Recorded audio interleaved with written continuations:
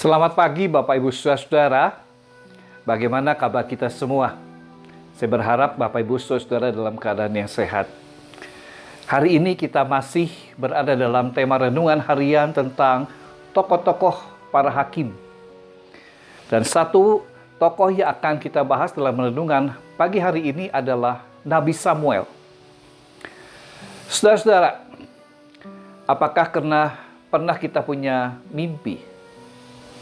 Apakah saudara pernah punya pengharapan bahwa hari esok akan lebih baik dari hari ini? Apakah saudara suka menasehati orang lain agar kehidupan mereka lebih baik di masa depan mereka? Nah, saudara-saudara, kita membutuhkan seorang yang memiliki peran kenabian seperti Samuel. Orang-orang yang tidak jatuh sekedar hanya menghakimi orang lain salah dan dia benar.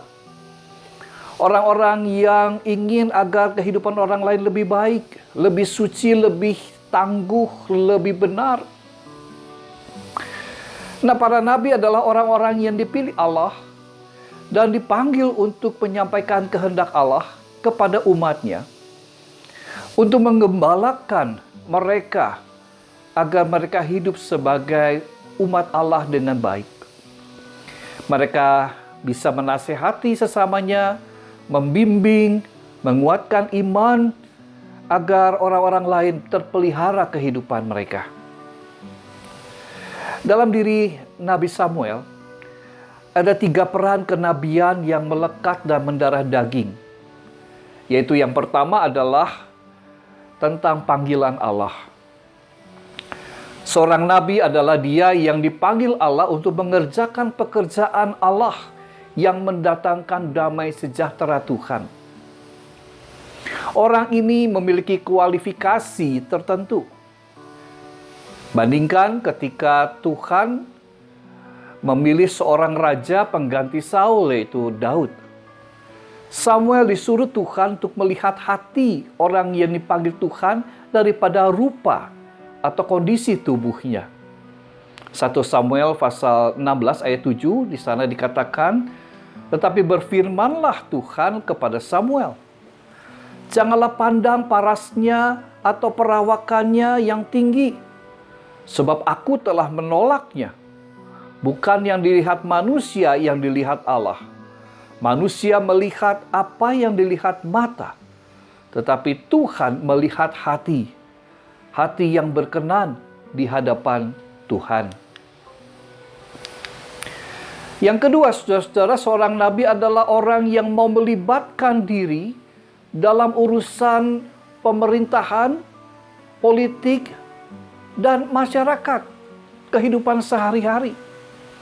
Dia yang terpanggil untuk mengumpulkan dan menyatukan umat Israel. Juga orang yang bisa berpuasa dan berdoa sebagai bagian dari disiplin rohani dalam rangka kehidupan yang ingin diciptakan, yang ingin dicapai di masa depan.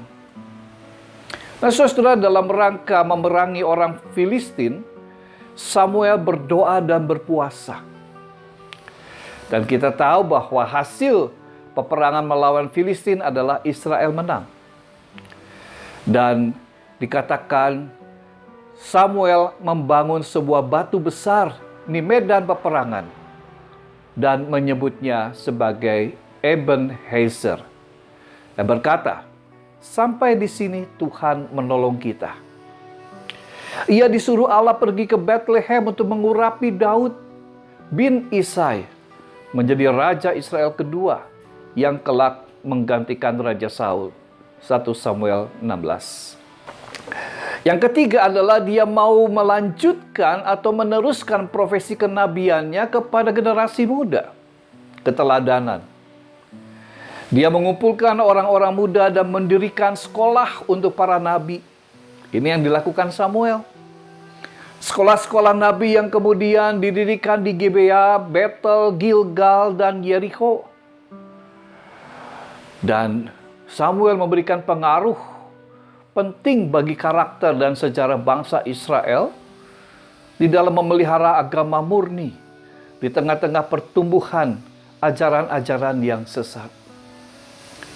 Nah, saudara, dalam diri Samuel ada peran sebagai reformator spiritualis, tetapi juga pembangun bangsa Israel.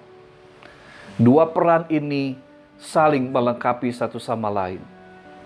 Dalam urusan keseharian, banyak orang yang datang kepadanya juga meminta nasihat tentang masalah-masalah keseharian mereka, masalah hidup, masalah kemanusiaan.